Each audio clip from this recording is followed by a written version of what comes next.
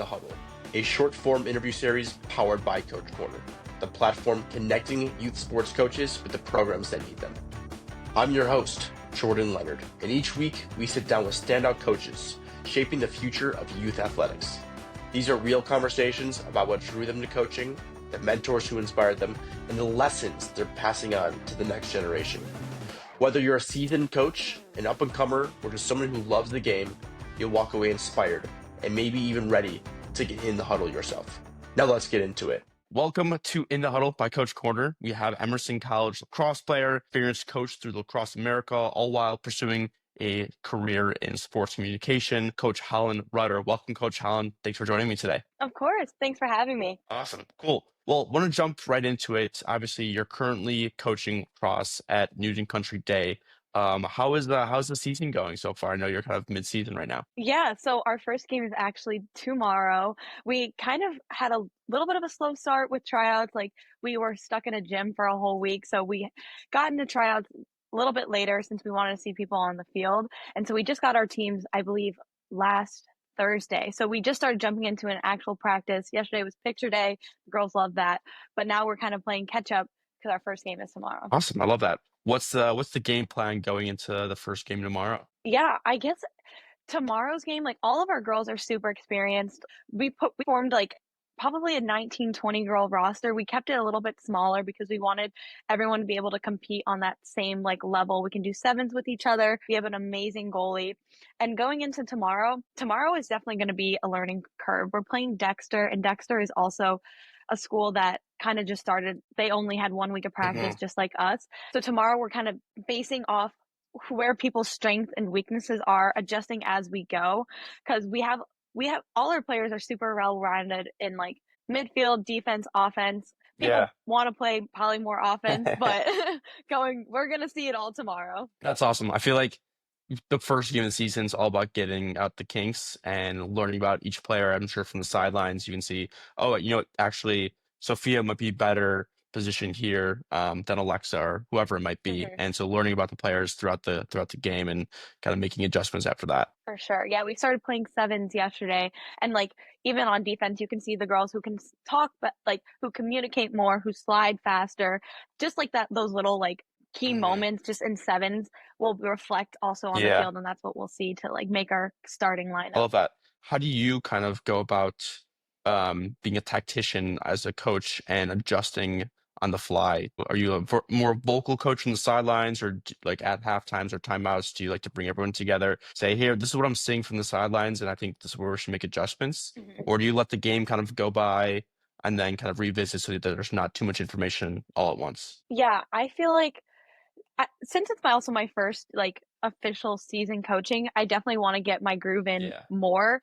I am a vocal person as a player, and being a 2-year varsity captain, I was also extremely vocal. And my high school coach, she was not vocal, and that's something I always wanted out of my coach. And so that's something I want to do going forward, pull my team together. The biggest thing I want as a coach is, especially as an assistant coach, is while the head coach is like making the decisions, I want to be able to talk to my players. Like if they get subbed out of a game, have that like strong communication and foundation to talk to them and be like, hey, this is what's going on.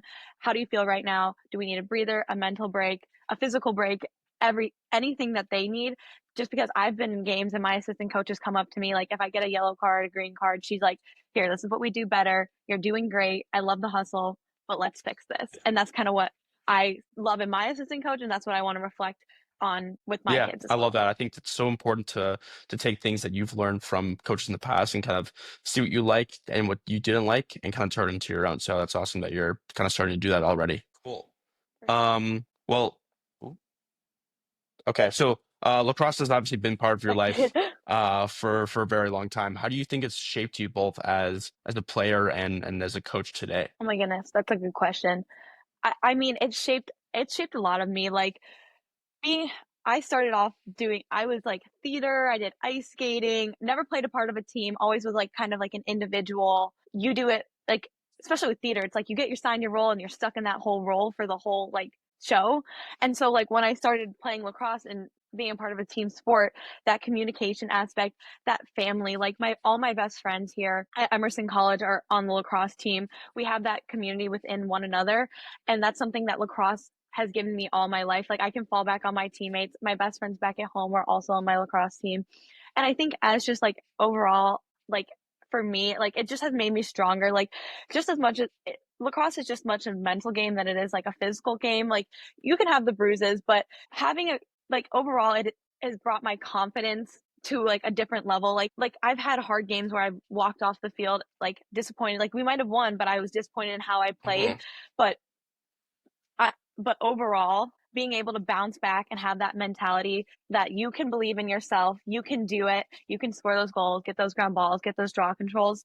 It's something that shaped me to who I am today. Nice. I love that. I think that's so well said. And it goes to show how important, sports and a team aspect is in your growth and development, whether it's for coaching or just in, day-to-day lives, and how it just instills confidence, and you learn so much through your success and also through failure, and it makes you a better person ultimately at the end of the day.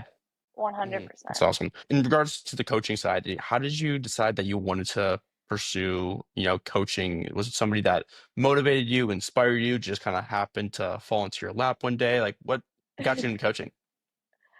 Yeah.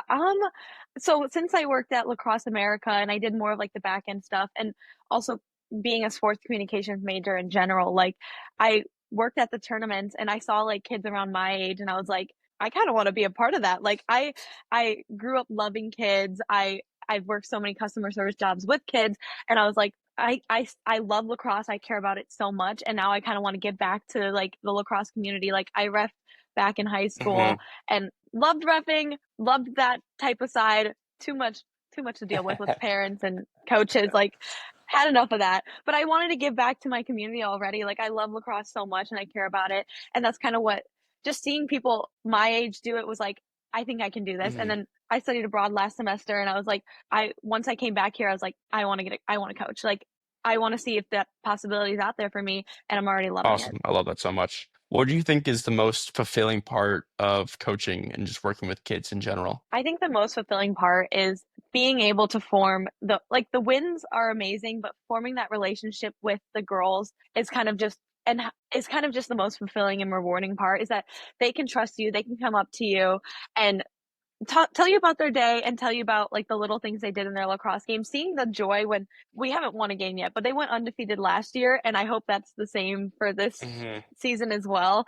Like I can't wait for when we can also go undefeated this year and get those small little victories and form those connections. I can form those connections with those girls is what is the most rewarding part of coaching for me. Awesome. No, I love that. Yeah, the connection is so cool to see the progression from the start of the season to the end of the season that you'll see is going to be remarkable. So I'm excited to follow the season and how it goes. Is there a coach or a mentor that's been part of your life that you get inspiration from that has helped give you different philosophies that you want to instill into your practices today? Yeah, that's also a really good question. I think it's a little bit of a double-edged sword. Like I would say the coaches that have impacted me the most are definitely my college coaches. Coach K and Coach P have really shown me what fostering a good community through lacrosse is. Like not only do they push me, but they tell me like, hey, this is what's going on, like, and have that open line of communication with me. I think that's really what those coaches, like I haven't had that much in the past where it was like a equal like 50-50 type of relationship. My high school coach we didn't have the best relationship, but we were able to work that through. And so once I went to college and like found the coach that cares about me and pushes me but also doesn't hold me back, is kind of what the way they coach is what inspires me. Cool. I love that. It's cool that you can take different pieces from every coach. And I think there's a lot of, and it's kind of like the same thing in the corporate world. You cater your managerial style differently towards each employee that you have. Some people like to be more hands-on approach, some people more hands-off. And so for you, it sounds like you like when someone pushes you but allows you to have the space to kind of run free as well. And now you kind of cater exactly what they taught to you towards your team, which is awesome. Yeah. So kind of transitioning a little bit to your current role. Obviously, a big part of like what we do is work with local coaches and help kind of get their foot in the door into amazing, programs. Mhm. What was your process like before kind of working with our team to find local jobs? Do you have a challenge applying to jobs and getting interviews? Or what was that process kind of like? Yeah, 100%. Getting the foot in the door was definitely the hardest part. You guys were able to bridge that connection, which I loved, that being able to like find schools around Boston, because I I had looked at previous other schools more in like inner city Boston, but it's never like advertised anywhere. And I feel like for the most part they kind of do like assistant coaches like inner, Hmm. like assistant and head coaches inner like the school already. So it's hard for them to like I like personally like I sent emails, but I never like got responses back from them, and that was the biggest struggle, was just getting a Yeah. response back. Yeah, interesting. No, that's a great point because that's what we hear every single day. We've talked to thousands of coaches, and the Mhm. hardest part is, it's like super competitive, right? No matter if it's coaching or real world, you're gonna put your name into a hat, and no matter what type of experience you have, you might not even get a response. The foot in the door and just networking in itself goes a tremendous way. 100%. Like LinkedIn has like been my best friend for finding any type of roles, like with my internships and other jobs and connections, and just in general. Like I was able to work at Lacrosse America through my head club coach. Hmm. So I also agree. Networking is 100% like the biggest foot in the door opportunity. And I was just lucky enough to stumble upon you guys, which is Yeah. able to network me to the school I work at Cool. now. I love that. So kind of pawning off that, and maybe you already answered it, but what advice would you give to somebody who's looking to get their, career into coaching or find their first, job? What advice would you give to an aspiring Mhm. coach? Yeah, 100% LinkedIn and networking as well. Like I already previously touched upon, but I say the biggest advice in general is like, just do not stop, foot on the pedal, like gas, gas to the, what is it? Whatever that phrase is like pedal to the Oh, the metal. Yes. metal. So pedal to the metal. Like, if you have that passion for it, it will come to you. Like I really wanted to coach, but I was also like content with knowing like maybe this isn't the time in my life where I should be coaching. Yeah. And once it kind of like fell into my lap, this job, I was like, okay, I have the passions, I have the criteria. I was able to network, get my foot in the door, and yeah, Hmm. that was like the biggest advice I would say. Yeah. Just never, just don't not believe in yourself. Love Like, you that. can do it. Nice. I think that's great, and just bodes well just for in life in general. I think Yeah. something about coaching or just like applying for jobs, it's some cases it's a job in itself to apply for a job, and it takes a Yeah. lot of Mhm. hours to network and find exactly what you're looking for, then have those conversations and then an interview. And it can be daunting and it can be challenging, especially with all the potential no's that or no responses that you might get. But as you said, kind of put your head down and don't Mhm. give up mentality is so strong. And I think that's you probably instilled that into your playing days at Emerson as well, right? Yeah, for Yeah. sure.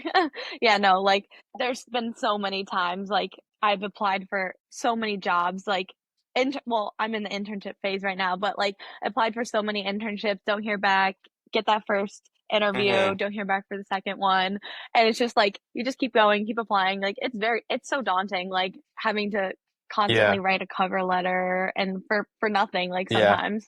I So love that. So what do you do in those cases to kind of keep yourself grounded and just, like Mel Robbins, always talks about just let it happen, like let them, like it's meant to be what's supposed to be and try not to let it impact you. How do you just kind of keep like a even keeled mindset? yeah, that's a really good question. Um, I kind of have like a routine every single night where I like stretch for 5 minutes. I kind of just like reflect on like my day, what I'm thankful for, what I can improve upon. Like that keeps me very level headed, and I stretch as well Yeah. because I'm in the midst of my lacrosse season. But like recently I had like one of my worst games, and I was like, what do I do? Like I was so disappointed in myself. Like I wanted to make everyone happy. And now that I'm a coach, I'm like, I want my players to like be like, oh my God, Yeah. like she's so amazing. And I guess like for me, it's also just like finding comfort in, sorry, my bag just fell. So like finding comfort and find something that you can find comfort in, like that could be a TV show, like just spend like 10 minutes watching the TV show, and I kind of just like ground myself and say it's just one game, or it's just one lacrosse game. Like you love lacrosse, you're good at lacrosse, and that's kind of what keeps me like focused and level-headed. Even in the middle of a game, like sometimes all I have to do is just say it out loud, like, you're good at lacrosse, you love lacrosse. And then my mindset and my positivity just changes. I love that. That's so cool. I have some friends who talk about the mental fortitude and just the self-confidence. And so everyone has their own little things that you boost their own morale and confidence and is really good for like the mental headspace. So that's so cool. Thank you for sharing kind of everything that you've done that helps you, whether as a player or a coach. And so lastly, I'll leave you at this. What's your goal as a player, as a coach? Like what's the next step for Coach Holland Rutter and player? Oh my goodness.